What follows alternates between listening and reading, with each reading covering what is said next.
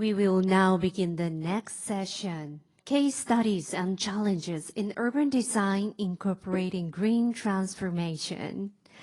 In this session, 3 panelists will discuss the merits of expanding sustainable business and conducting field trials in Yokohama. The panel moderator, Ms. Tova Kinooka, would you please take over from here?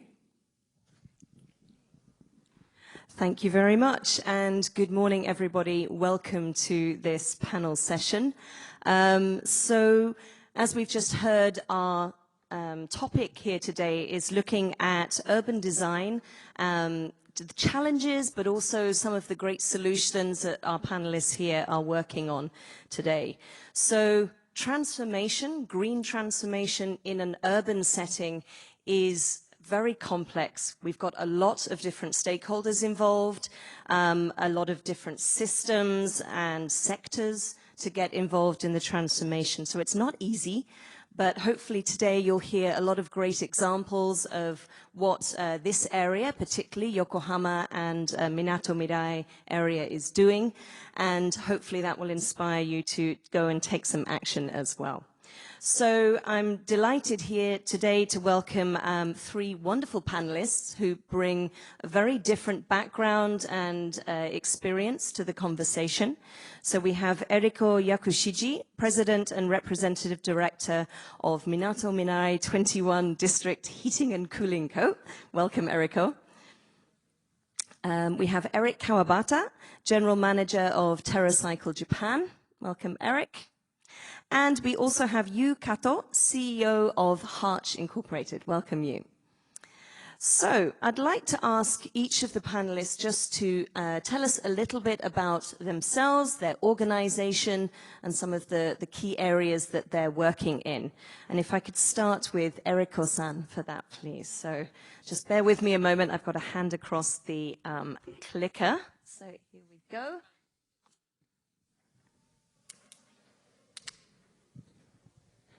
Hello, everyone. I'm Eriko Yakushiji of Minato Mirai District Heating and Cooling Company. Before moving to DHC, I was working for the city of Yokohama as a planner for a long time, and my job was mainly urban development, including here, Minato Mirai. So today, I'd like to talk about our company's challenge to zero carbon, referring to Minato Mirai's development. Yeah. So first of all, let me introduce our company briefly. We started our service in 1989, and our business is to supply steam and cold water for heating and cooling to all buildings in Minato Mirai 21 central area. And this is our supply area. As Minato Mirai grows, our client increased, and now it reached 67 buildings as of 2023 April. And we have now 2 plants, and we are one of the biggest DHC company in Japan. And we consume a large amount of electricity and gas to supply heat. And as a result, we emit 86,000 tons of CO2 every year, which account for 30% of total in Minato Mirai area. And our energy sources, for cold water, electricity, 85%, and 50% gas, LNG. And for steam, 100% LNG.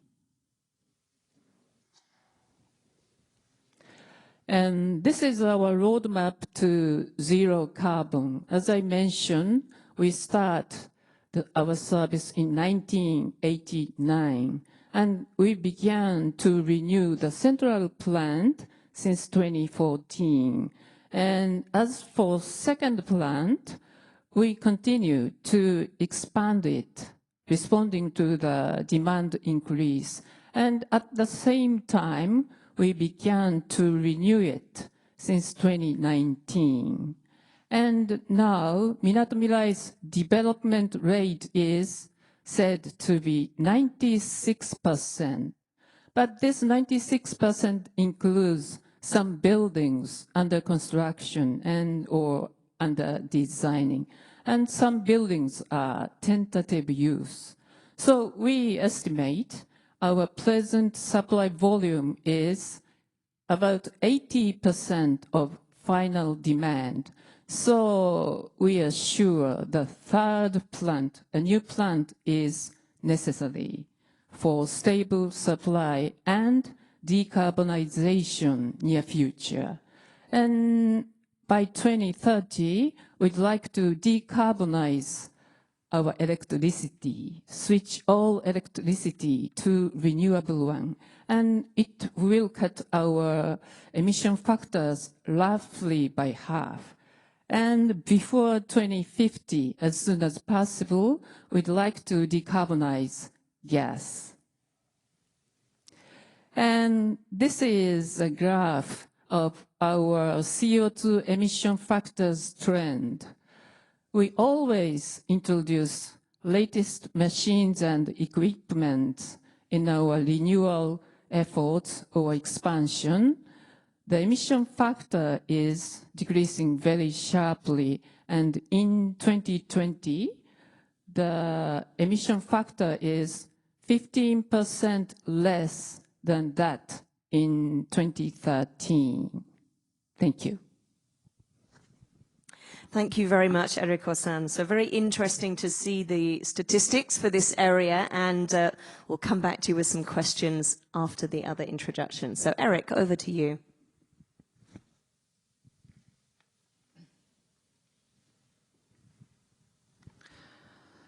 I'm Eric Kawabata, the Asia Pacific General Manager for a social enterprise called TerraCycle and Loop. We operate in 21 countries around the world, creating a value chain for waste through collection and recycling, through greater inclusion of recycled material into new products, and through a program which eliminates the single-use plastic concept for a reusable system. So we are a young company in Japan. We've been here about 10 years, but on a worldwide basis, in the US, North America for 20 years now. We operate collection and recycling platforms in many countries around the world, including Japan, China, Korea, Australia, New Zealand. And we have a reuse platform in Japan, the US, and in France. Our Asia Pacific headquarters has been located in Yokohama City since 2014. Out of Yokohama City office, we manage Australia, China, Japan, Korea, and New Zealand. And it's been a great platform and a great place for us to work. Our approach is really simple. We look for things that are not independently, economically feasible to be recycled on their own at this time. We get support from sponsors, create a platform to move from linear to circular, using recycled content to make new products, and putting them back into new products is, of course, the ultimate goal for recycling. Many things cannot be put back into the same product, and we think that the only way to eliminate waste is not just recycling, but reuse as well. So we offer a combination of two platforms. The recycling solution is simple. We have a cloud-based system. We have collection points all around Japan, many in Yokohama as well, partnering with retailers, with schools, with government, to collect things that have never been recycled before. We create solutions with R&D to make new products and new materials, and to return value to the community and value to the sponsors who give us money to do this. Some examples are makeup containers into spatulas can be used for makeup, toothbrushes into planters. And for example, one of the great examples is, daily convenience products turned into the Olympic podiums in Tokyo, which is another one of our projects.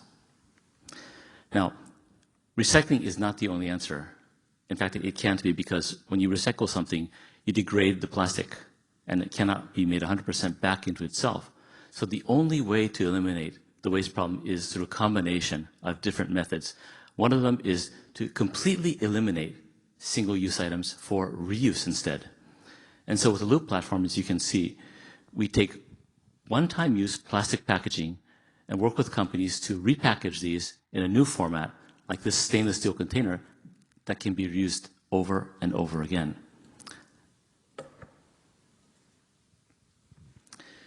Within the operational model, we can't do it ourselves. And the great thing about Loop is it's a driver for circular economy across many industries, because to achieve reuse in products, you need manufacturing, you need packaging companies, distribution and sales to sell the items, logistics to help recover them, cleaning companies to help wash. And so there are many companies that can help the platform, but also can help drive circular economy and new business opportunities for them as well. And I think that's the key for circular economy, is redesign for circularity and involve as many stakeholders as you can to create profit, right, from being sustainable. This is how, the format looks at retail. We have reusable products sold and returned at Aeon stores, and online in a B2B platform using ASCO as our distribution company. And through the introduction from Yokohama City, we partner with the CYS, is providing cleaning products that are being sold through the ASCO platform, with the packages recovered, cleaned, and reused. These are some of the examples of the stakeholders. Operational partners in Japan include Sagawa. The brand partners, companies such as Lotte, Saraya, Otsukaseyaku, many manufacturers are required, but also the retailers. In France, it's Carrefour. In Japan, we're at 101 Aeon locations, and ASCO gives us access almost nationwide. We don't evaluate our systems on our own. We use independent third parties to let us know, are you doing this right? Are you doing this wrong? Can you improve? Like WWF, the Ellen MacArthur Foundation, and Greenpeace all look at our platform, give us good criticism, and we improve on there to make sure, from an ALCA perspective, we are beneficial. Thank you very much. Brilliant. Thank you, Eric. And so many questions for you there, but we'll hear from Harch first, and then we'll move on to the discussions. So, Kato-san.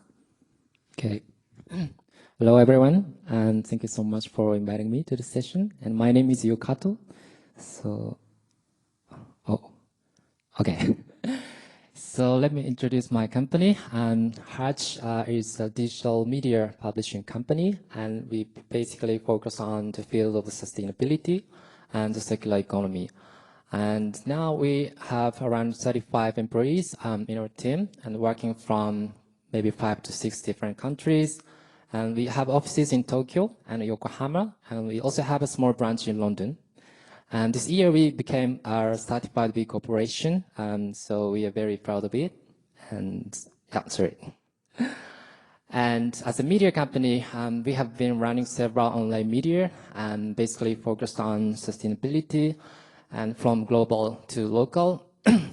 And one of the biggest magazines we have is Ideas for Good, and that is showcasing a lot of creative ideas to address social or environmental issues around the world. And also we have a Circular Economy Hub, and that is an online platform and also online media for circular business professionals in Japan. And we also have Circular Yokohama here.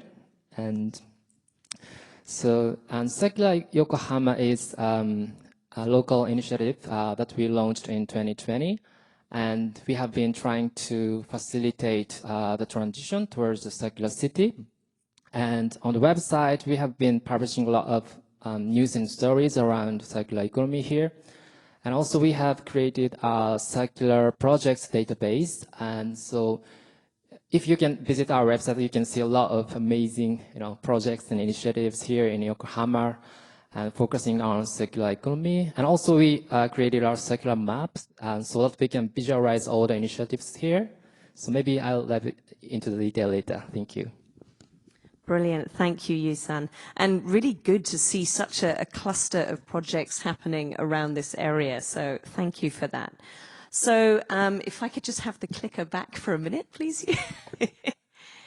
It's just making sure I get my steps in today. Thank you. So one thing I usually do when I'm doing this job is forget to introduce myself. So this time I have a slide to remind me.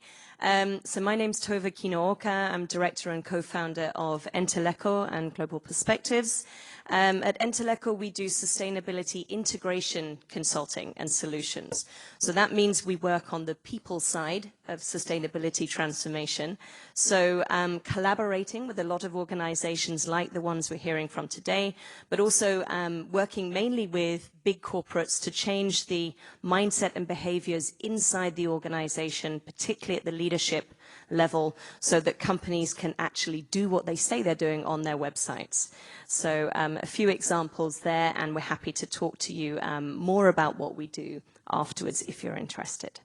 So let's move on to the discussion. Eriko-san, I'm coming back to you because one thing you talked about in our prep session was these decarbonization leading areas, right? And could you tell us a little bit more about those? How do they work? What are they? And so on. Do you want to take the clicker back? Or? Yeah? Okay.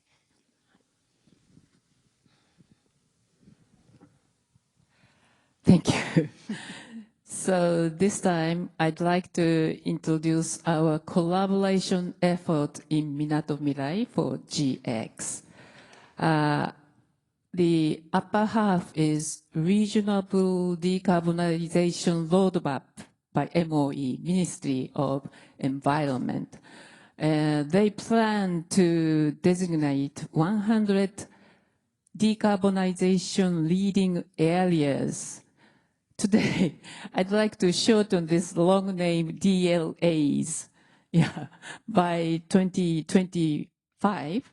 And they plan to subsidize or support them intensively to show DLA's best practice to all over Japan. And the lower part is DLAs needs to be achieved by 2030. First one, decarbonization of electric power by 2030. And implementation of other decarbonization efforts depending on regional characteristics, and solution of regional efforts associated with decarbonization efforts. And we, Minato Mirai District, was designated as one of the decarbonization leading DLAs in April 22, and now 74 areas are already selected as DLAs. And Yokohama City, the city of Yokohama, and 35 facilities of all 64 in Minato Mirai participating in DLAs. And our DLA purpose is to create a decarbonization model for big cities, not in Japan, but in Asia. And our characteristics is, needless to say, public-private partnership. And when we apply for DLAs, we set up 5 efforts. One is thorough energy saving. In order to achieve 2030 goal, still energy saving is very crucial. And then decarbonization of electricity.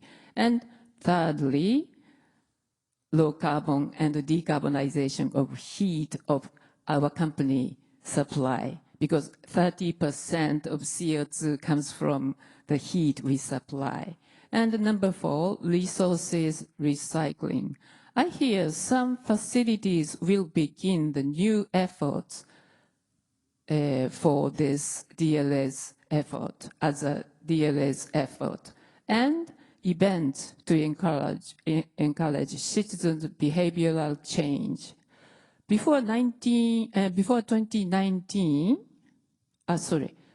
COVID, in 2019, more than 80 million people are coming to Minato Mirai.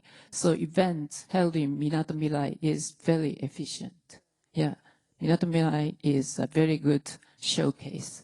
And this is hurdles our company has to clear.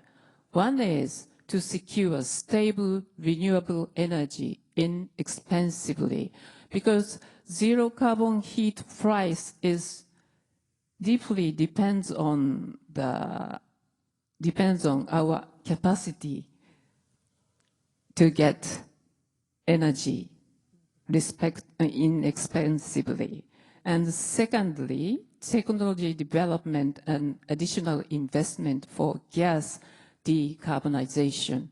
I hear green hydrogen and methane are promising, and we are interested in biofuel too. But anyway, technology development is necessary. And thirdly, customers' understanding and cooperation. As for this topic, let me introduce our survey result. In the spring, we sent a questionnaire to all our clients' company. Yeah, and number one question is, are you interested in zero carbon? Almost 95% clients answered yes. But question number two, do you have a roadmap to zero carbon? About 80% answered no. But we guess our clients' company have their own roadmap, but it's not decided yet. Until when the building in Minatomirai must be decarbonized. But their company have their own roadmap, we guess. And third question, are you willing to buy costly zero carbon heat? Almost 85% answered, 90% answered no. Yeah, but it's only natural because in Japan these days, energy cost is rising very sharply. So our clients are very sensitive to energy cost. But at the same time, they are very sensitive to public opinion. So to change the public opinion is very crucial for us too. Thank you.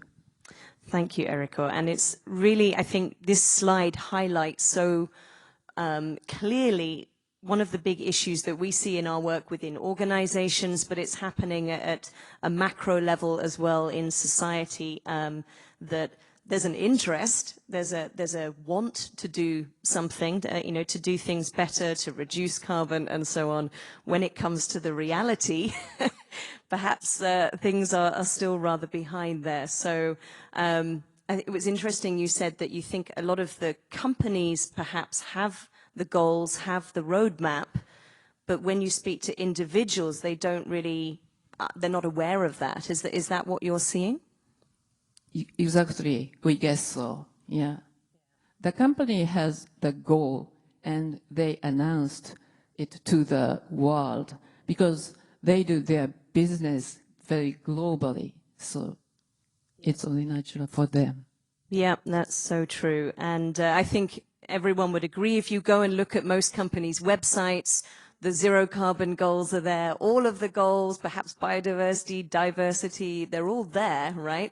But when it comes to the reality and when we speak to people perhaps outside the team making those goals, then the awareness is often quite low and therefore the engagement and action is pretty low. So Eric, if we're coming down from a sort of a local government area now, sort of more looking at businesses, what are businesses doing? We know that TerraCycle, as you showed in your slides, really is a pioneer in this space in helping companies rethink business models and creating a value chain for waste. So waste is not seen as something useless, but instead something useful. Could you tell us a little bit more about some of the examples you've got, perhaps working with big organizations and getting different stakeholders involved? Absolutely.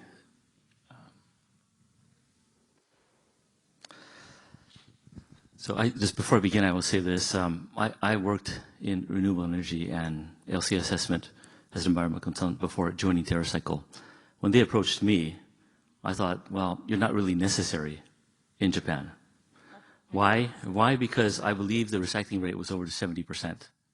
And many people in this country still believe it. And it's a big problem. People in Japan don't think we're a problem to anyone. Well, we export a lot of our waste to non-OECD very poor Southeast Asian countries. The impact on them is 10 times what it is in a developed country. I'd like to say that. We're number 2 per capita in waste production of plastic waste in the world. That's something that's really horrible. I did not know this, and I learned that the definition in Japan of recycling included incineration, which is not accepted by the rest of the world. And that's why we felt TerraCycle was necessary, and we engaged with the government to make sure we're in alignment with our long-term goals. And because we did that, I think we received a lot of support within the community. One example was we came up with the idea to engage Procter & Gamble, a very large company, to sponsor waste collection at 2,000 retail locations opened up by Aeon across Japan. A very expensive endeavor. What they got out of it was creation of the Olympic podiums, which was very good for PR, but also a very good way to show people you need to bring these in because they're going to be burned otherwise. Right? Because it has a triangle on it doesn't mean it's going to be recycled. It's going to be burned. And the reality was that they did not know. And so that was a means of engagement which required help from the government, a sponsor company, a retailer, and the media. Without that, it would never have happened. And now we're repeating the same type of project with Aeon again for the World Exposition in Osaka in 2025 by collecting again daily convenience products that would otherwise be burned to make recycle stations for the expo. With Morinaga in this city right here, we collaborated with the government to open up collections and recycling of a pouch that would otherwise be burned at schools to educate about the need to recycle, the need to separate waste, the need to look for new solutions, and the need to participate to make a difference. Similarly with coffee capsules, which would be incinerated otherwise, working with Yokohama City to identify locations where we can deploy collection boxes at retailers to allow people access to recycling for these capsules which would otherwise be burned. Again, working with the government, working with the retailer, working with the community. And this is a great one. This is a job that we were hoping that would happen our way someday. The Association of Chain Drugstores in Japan approached us to collaborate across industry, across companies with numerous competitors who don't normally work together to create a collection system within Yokohama City for daily convenience empty packaging at drugstores with Welcia, Tomods, Matsumoto Kiyoshi, Kokoro Fine, Kao, P&G, Unilever, and Lion. It's the biggest type of program across an industry that we've ever done before in the world. And it happened here in Yokohama City. And finally, this is a really big thing. I had been really pursuing this for many years. I take medication myself. And the packaging has aluminum and plastic. And you think this has to be useful for something. No one wanted to collect it. No one wanted to do this. And why? It's really simple. I talked to pharmaceutical companies and they said, what PR will we get out of this? Because prescription drugs are not going to be bought because of a brand, right? It's because of prescription. Well, Daiichi Sankyo-san said, we don't care. It's the right thing to do. So we're going to sponsor for the first time collection of kusuri sheet, right, with medicine packaging in Japan, post-consumer. This is the first time it's happened in Japan, probably in all of Asia. And it took courage to admit to the world and to the country and the industry that, hey, this is a problem. We're benefiting from this problem, so we're going to do something about it. And this required a lot of help and a lot of collaboration with the city. Yokohama City helped us engage the hospital, the retailer, the different locations where we should collect together with Daiichi Sankyo and helping us to educate and to promote the program as well. And so solving problems like these, which are so huge, can't be done by one company, even in one sector. It can't be done just by private industry. It requires community, government, and companies to work together. That's so true. And it's a real mindset shift, isn't it? It's not just about the system. So you were talking about access to recycling and stuff. So obviously infrastructure and access is one aspect of it, but it's also a shift in mindset in how people are viewing waste and whether or not that's useful, how they're viewing behavioral change and is what's in it for me? Is it worth it to change the way we're doing things? So how do you get something like this started? So when it's something, like the medicine packaging, for example, that nobody's ever looked at before as a potential useful resource, and perhaps there's not much in terms of PR value in it for the company. How do you get that moving in the first place? Well, first we work with R&D. We have R&D that comes up with a methodology to recycle the packaging. Once we think we have something that's feasible and potentially scalable, we start to approach companies like Daiichi Sankyo.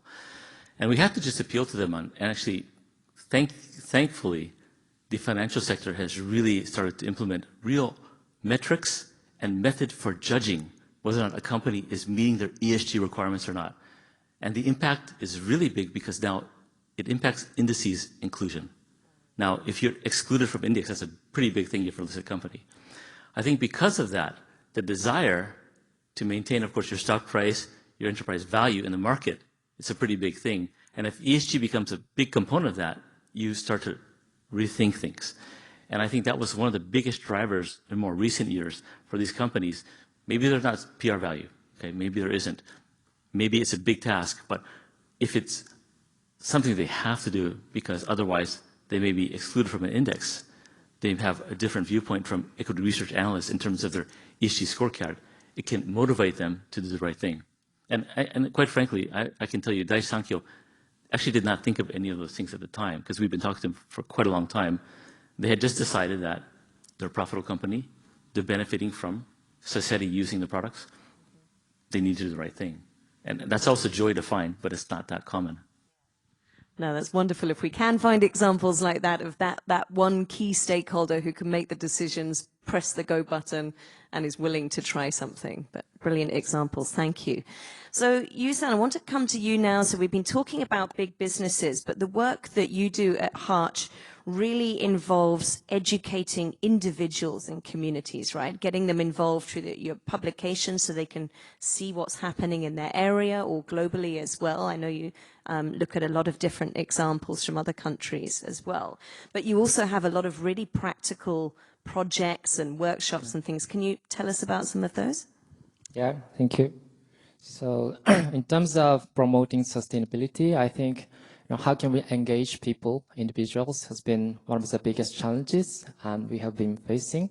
Of course, as a media company, so we have been trying to do a lot of things. So let me,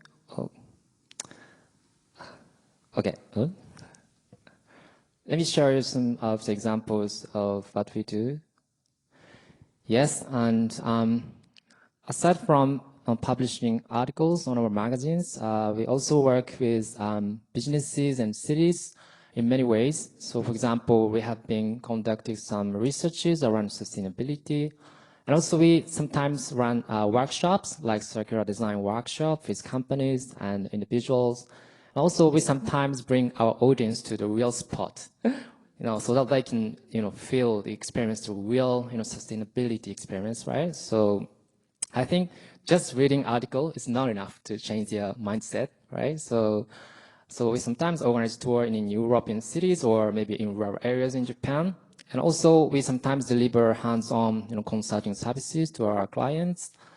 And so here in Yokohama, we also have been working with many different stakeholders. Of course, we work with cities in several projects, and also we work with local businesses. And also, actually, this year we launched a new office here in Yokohama. So that is in the corner of Hoshikawa Station. So it takes around 5 to 7 minutes from Yokohama Station. And then, actually, there is a space where there is a half private office and half public office for local people. And there we are doing a lot of workshops, and we are been running some exhibitions. And also we work with university and schools. So yeah, this is what we do in our space. So actually our concept is playful circularity. So it maybe sounds a little bit strange to someone because circular economy is quite a serious topic. So we have to address maybe climate crisis, of course. So, but I think in order to engage people, we needed to make sustainability or circularity more attractive and more desirable for people. So that's why we choose this word. And we have been running this exhibition called Yokohama Circular Design Museum. so where we showcase a lot of great examples of circular design that comes from Yokohama cities. And also we created this circular toy capsule machine.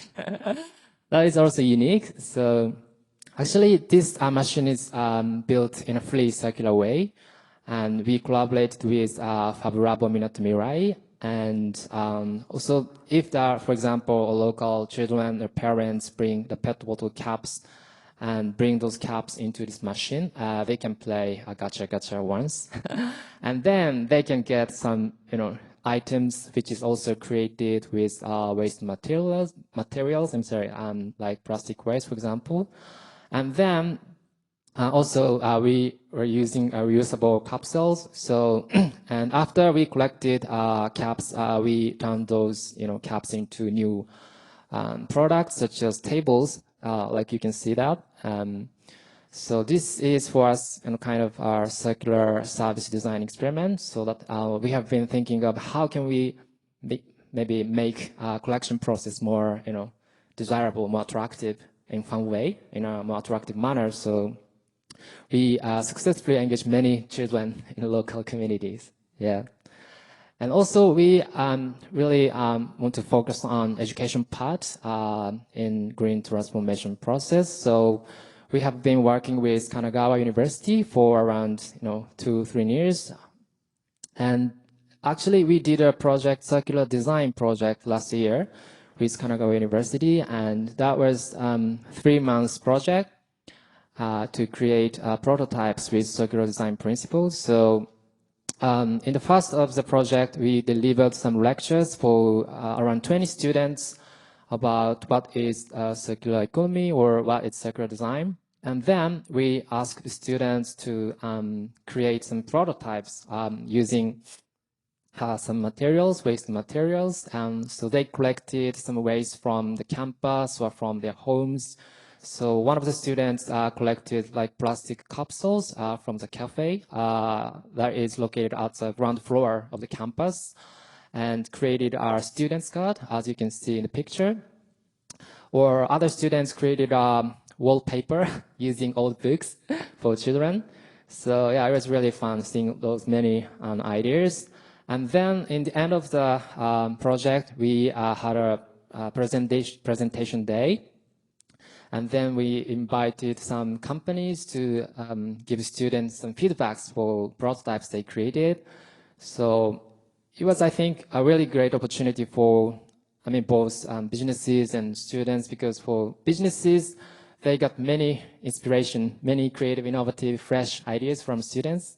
And also for students, definitely there was a great opportunity to learn about, circular design from a business perspective, professional perspective. So I think creating this kind of opportunity is really important when we really, want to make transformation happen in a city. So education is really important. I would absolutely agree. And I think also what you're doing really well there is bringing fun into it to make it interesting and engaging so people want to do it, right? Whether it's students or kids sort of coming to the museum or whatever, because the work we do is all around behavioral change. And we see that, Eric, you were talking about the pressure on companies from, sort of regulations and reporting and things like that. So that's kind of a negative pressure that can be very, very strong and very, effective to a certain extent. But if we can get people actively wanting to be involved as well, rather than being pushed, but pulling them into the conversation, that's a very different level of engagement, I think. So it looks like what you're saying there, I can imagine the energy in the room when you're doing these activities must be quite something, right? What kind of things do you hear people saying afterwards? What are their reflections or learnings coming out of this? Yeah, as you mentioned, we really focus on, changing people's mindset with a very positive message and positive approach. So I guess people feel really fun when they maybe take part in our activities. And sometimes I see concrete, change in their behavior, in their mindset. So, but I think we need both approaches. And yeah, we sometimes have to be serious about that because, climate change is definitely happening. So, But at the same time, if we really want to engage people, we try to be, make, actions more attractive for them. So yeah, we, need both kind of balances. Yeah. Yeah, absolutely. And I think a key word that all three of you have talked about as well is collaboration, right, between different sectors. So, you're working with universities and businesses together. And Eric, you were talking about all the many, many different types of organizations that need to be involved in, rethinking circularity and so on. And Eriko as well, in getting companies engaged in the whole conversation around transitioning to energy. It's not one company, but a whole area, right? And sharing that infrastructure is really important. So I'm sure we could talk about this all day. Unfortunately, we don't have all day. You may be happy to hear that. So just to finish up, I would like to ask each of you for a call to action. So speaking to the audience here today, and we've got audience online as well, what would be your call to action for everybody listening today? So, Eriko-san, I'll start with you.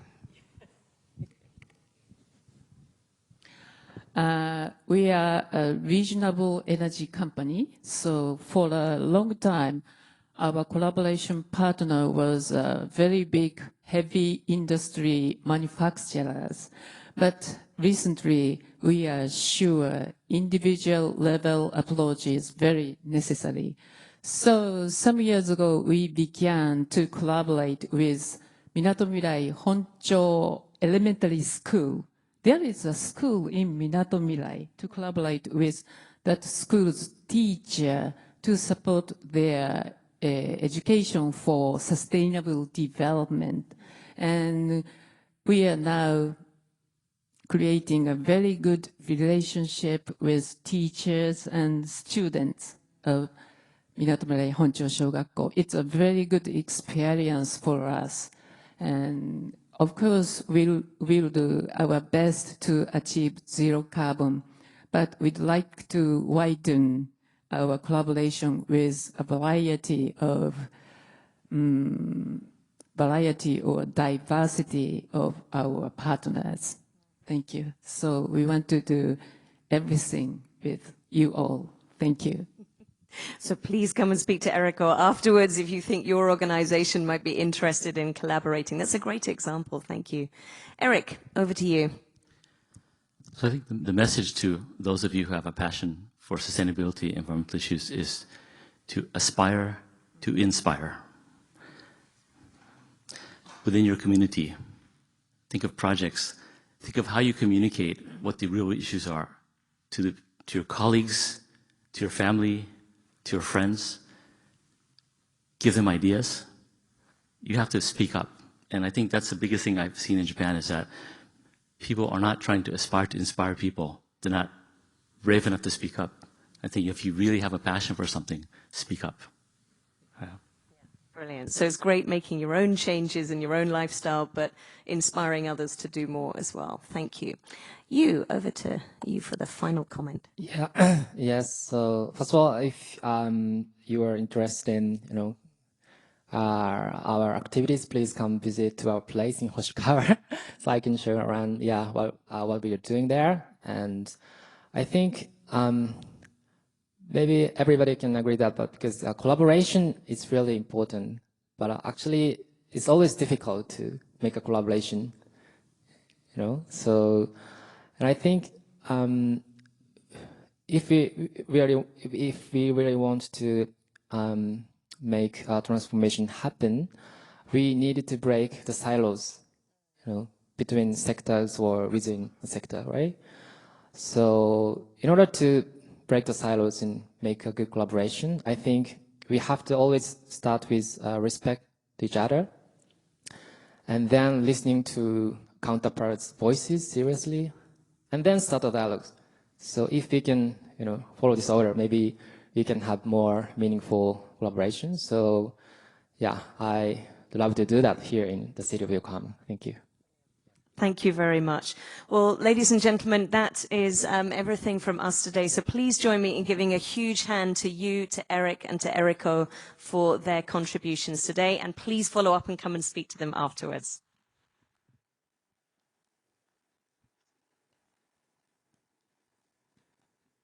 Thank you very much.